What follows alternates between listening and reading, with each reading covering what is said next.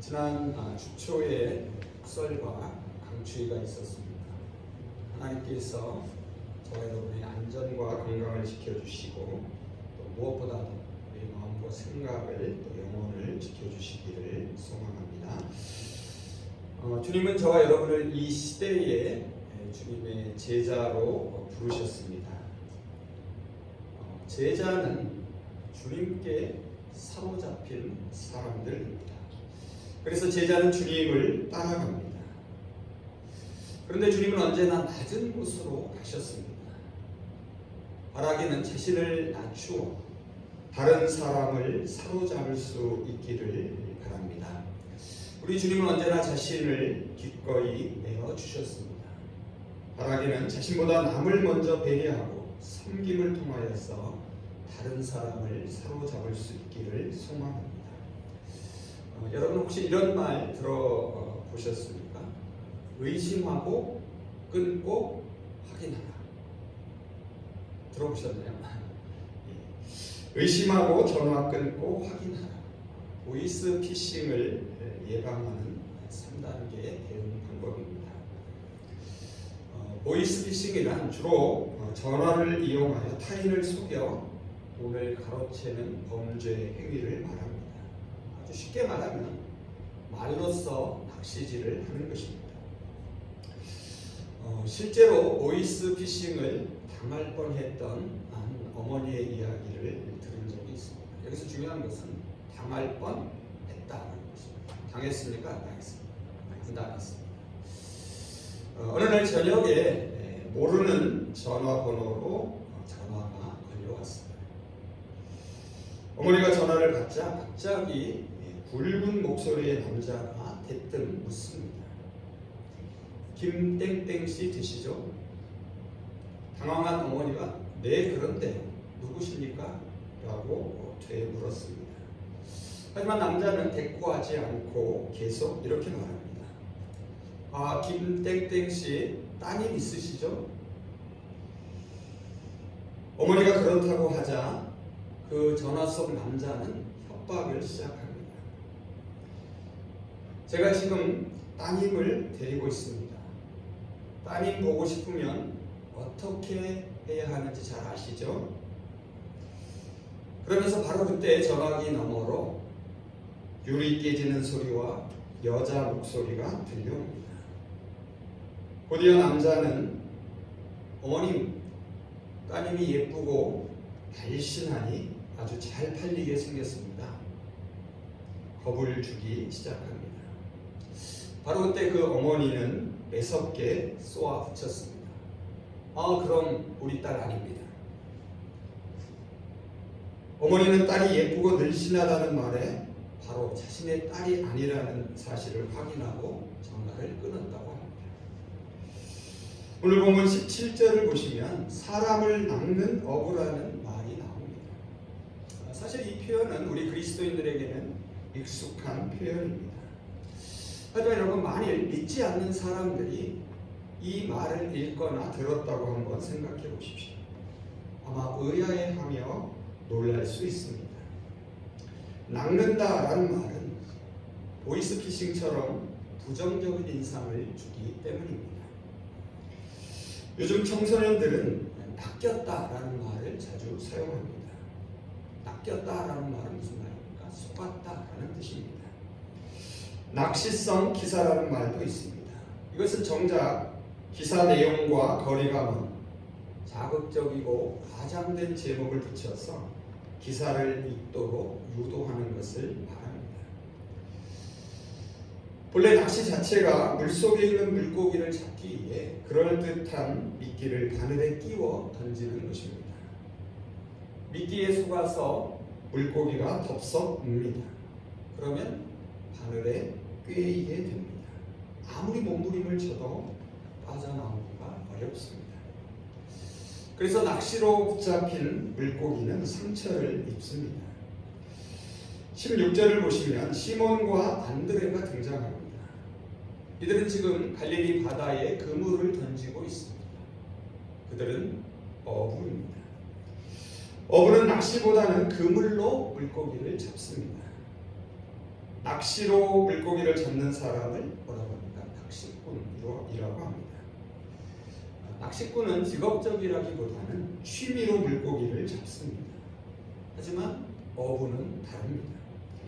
어부는 고기 잡는 일을 직업으로 하는 사람들입니다.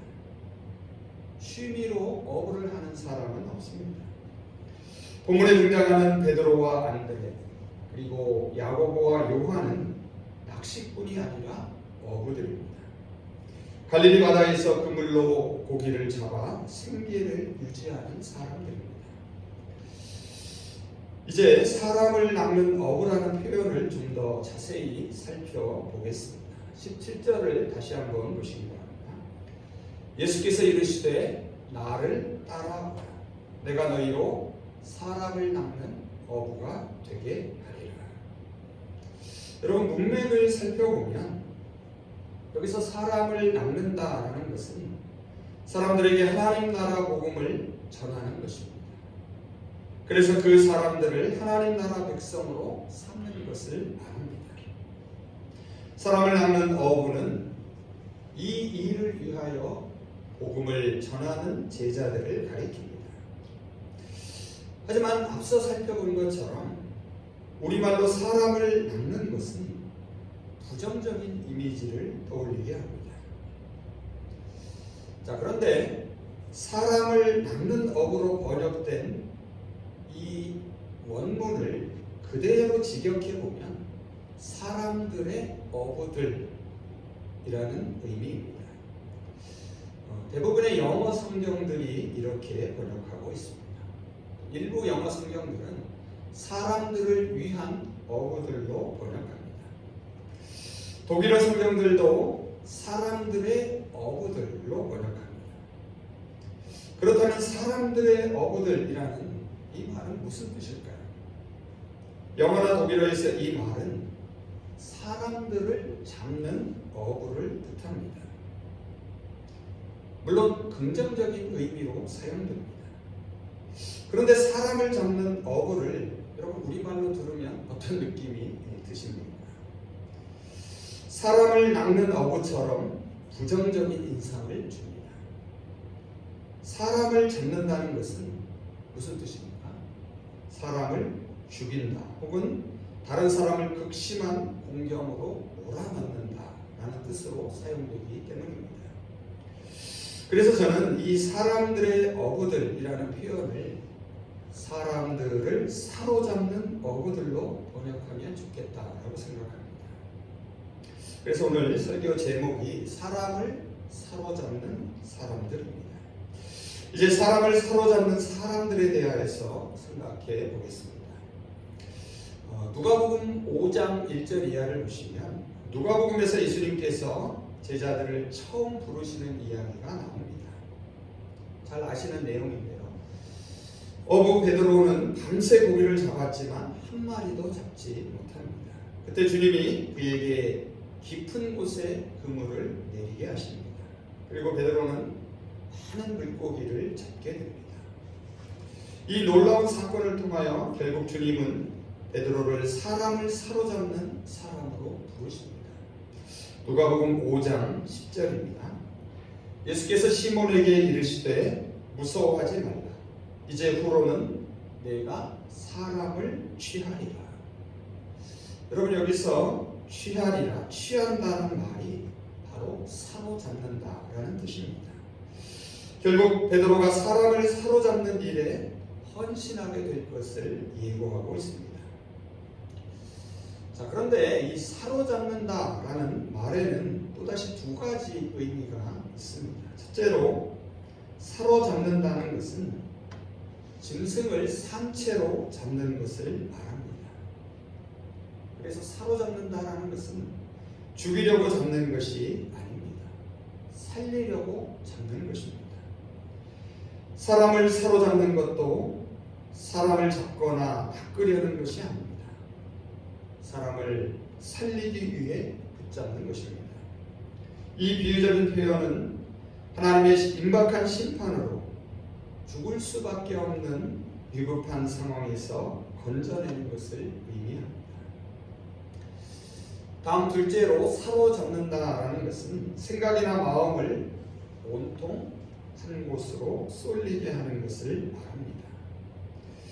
그래서 사로잡힌 사람은 이제 자기 자신이 아니라 오직 주님께 생각을 집중하고 마음을 드리게 됩니다. 주님을 만나기 전 갈릴리 어부들은 온통 바다에 사로잡혀 있었습니다. 그물과 물고기가 그들을 사로잡았습니다.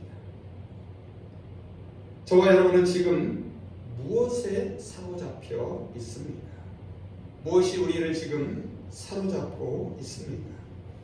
그것이 무엇이든 이제부터는 주님께 사로잡히시기를 바랍니다.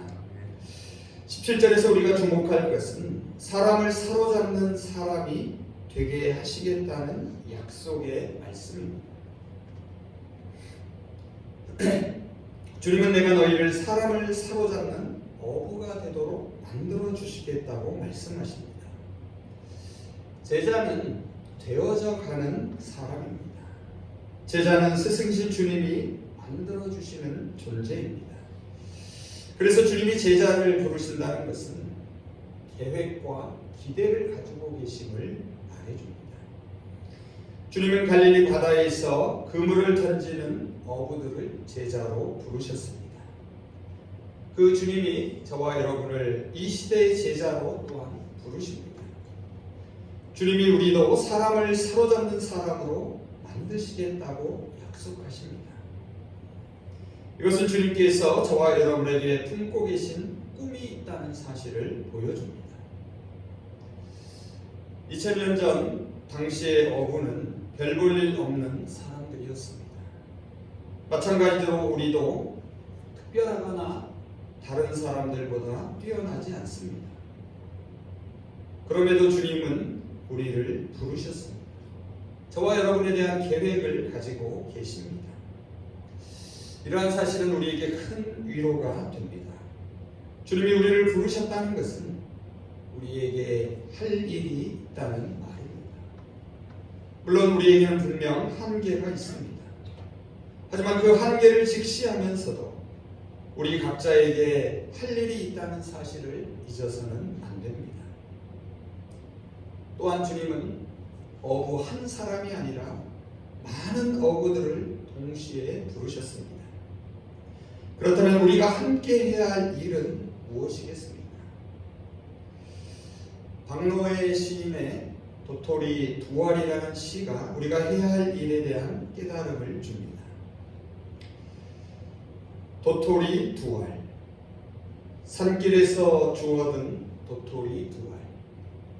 하나는 작고 보잘것없는 도토리, 하나는 크고 윤나는 도토리.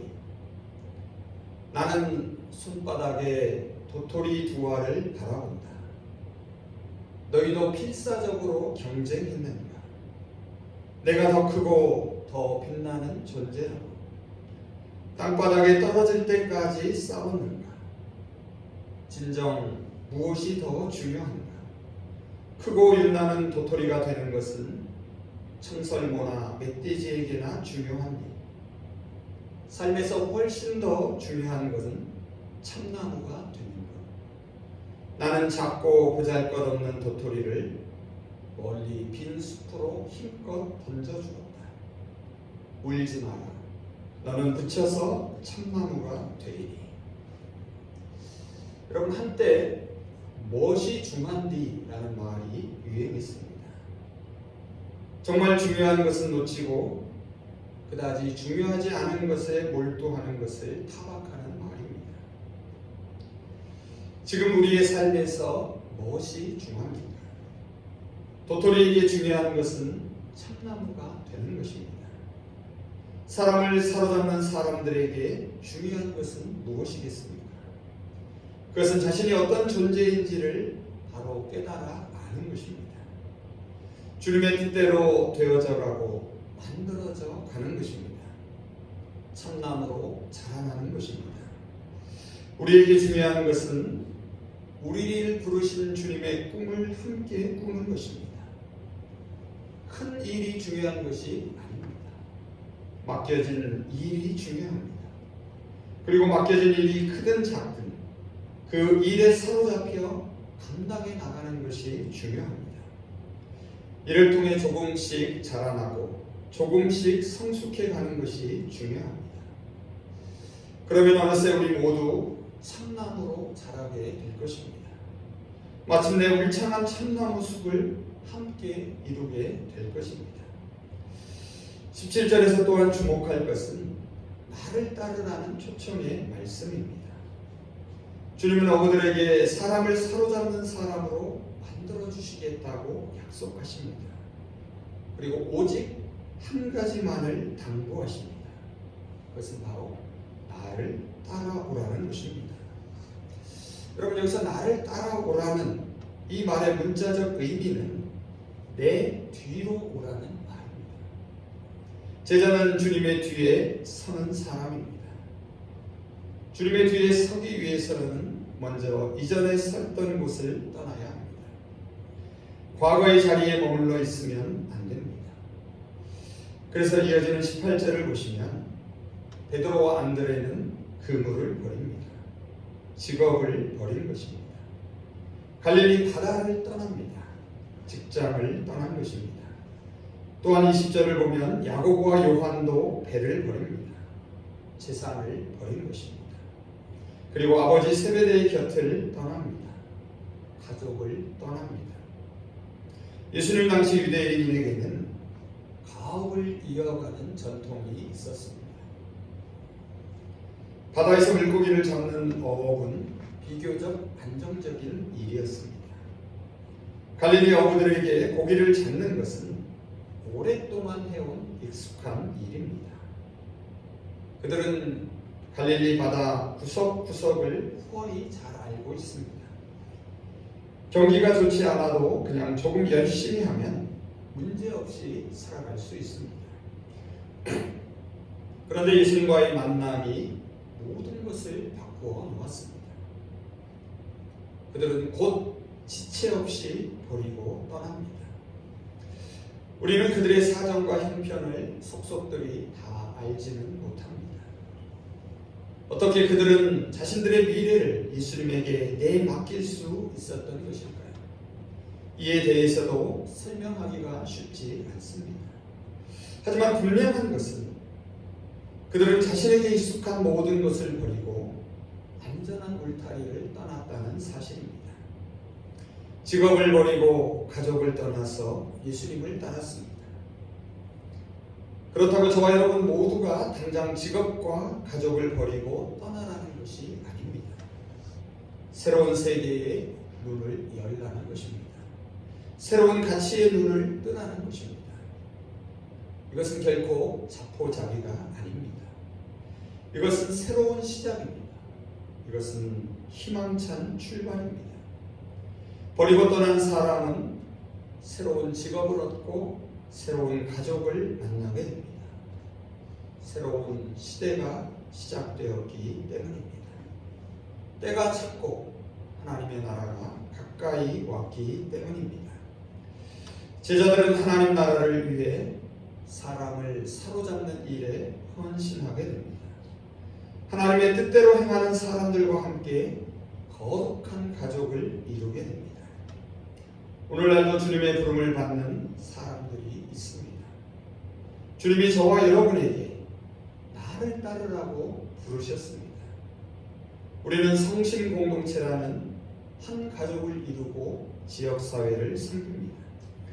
하나님의 나라를 이루며 생명을 살리는 일에 힘을 쓰고 있습니다. 주님은 이제 새로운 이야기를 함께 만들어가기를 원하십니다. 고기 잡는 이야기가 아니라 사람을 사로잡는 이야기를 써가기를 기대하십니다. 우리의 이야기는 주님의 뒤를 따라가는 이야기입니다. 갈릴리 어부들은 먼저 버리고 떠났습니다. 그리고 주님을 따라갔습니다. 제자는 주님을 따라가는 사람들입니다. 따라간다라는 것은 뒤쫓아가는 것입니다. 결코 앞서가지 않습니다. 따라간다는 것은 주님이 앞서가신 그 길을 그대로 밟아가는 것입니다. 주님이 가시는 곳에 우리도 함께 가는 것입니다. 주님이 하신 일을 그대로 따라하는 것입니다. 주님은 언제나 낮은 곳으로 가셨습니다. 주님은 언제나 자신을 기꺼이 내어주셨습니다. 스스로 자신을 낮추는 사람이 다른 사람을 사로잡을 수 있습니다. 자기 자신보다 남을 먼저 배려하고 섬기는 사람이 다른 사람을 사로잡을 수 있습니다. 말씀을 정리해 보겠습니다. 주님은 갈릴리 바다를 인생의 전부로 생각하던 어부들을 찾아오셨습니다. 그물과 배와 그리고 아버지가 삶의 유일한 목적이었던 어부들을 부르십니다. 주님은 그들에게 사람을 사로잡는 사람들로 만들어 주시겠다고 약속하십니다. 하나님의 나라, 하나님이 통치하고 다스리시는 새로운 세계로 저와 여러분을 부르십니다. 나를 따르라고 말씀하십니다. 주님이 꿈꾸는 나라로 함께 가자고 하십니다. 주님이 앞서 가십니다. 힘들지만 버리고 떠나야 합니다. 주님을 따라 나서야 합니다. 주님의 뒤에 서야 합니다. 주님을 따르는 일은 우리가 생명을 얻는 일입니다. 주님을 따르는 일은 다른 사람의 생명을 살리는 일입니다. 참나무가 되는 것입니다. 함께 숲을 이루어 그늘과 쉼을 만드는 것입니다. 지난 코로나19 시대를 겪으며 한국 교회가 사람 잡는다는 비난의 소리를 들었습니다. 이제 주님보다 앞서가며 사람 잡던 손을 내려놓아야 합니다. 다시 두 손을 모으고 겸손히 참회의 기도를 드려야 합니다. 우리의 교만과 고집, 잘못된 신념을 버리고 주님을 따라가시기를 바랍니다. 주님이 저와 여러분을 사로잡아 주시기를 바랍니다. 그래서 주님이 앞서가신 희생과 섬김의 길을 묵묵히 따라 나설 수 있기를 소망합니다. 우리 모두 사람을 사로잡는 사람들이 되기를 바랍니다. 당장은 힘들지만 결국 우리 주님이 저와 여러분을 사람을 사로잡는 사람들로 만들어 주실 것입니다. 우리가 주님보다 앞서지 않고 주님 뒤에서 주님만을 따라간다면 우리는 언젠가 참나무가 될 것입니다. 그리고 마침내 우리 모두는 아름다운 참나무 숲을 이룰 것입니다. 이 시간 주님은 저와 여러분에게 분명하게 말씀하십니다. 나를 따라오너라. 내가 너희를 사람을 사로잡는 사람이 되게 하겠다. 기도하겠습니다. 갈릴리 바다가 삶의 전부였던 어부들을 찾아오신 주님, 그물과 배가 그리고 아버지가 삶의 이유였던 이들을 주님은 부르시고 나를 따르라고 말씀하시며 하나님의 나라, 하나님이 통치하고 다스리는 새로운 세계로 초대하십니다. 사람을 사로잡는 어부로 만드시겠다고 약속하셨습니다. 이제 저희를 부르시고 사람을 사로잡는 삶을 살게 하심을 감사드립니다. 먼저 저희를 사로잡아 주시고 저희로 버리고 떠나게 하시고 주님 뒤에 서게 하시며 주님만을 따라가게 하여 주시옵소서. 그래서 생명을 살리며 생명의 풍성함을 누리며 살아가게 하여 주시옵소서. 예수 그리스도의 이름으로 기도합니다.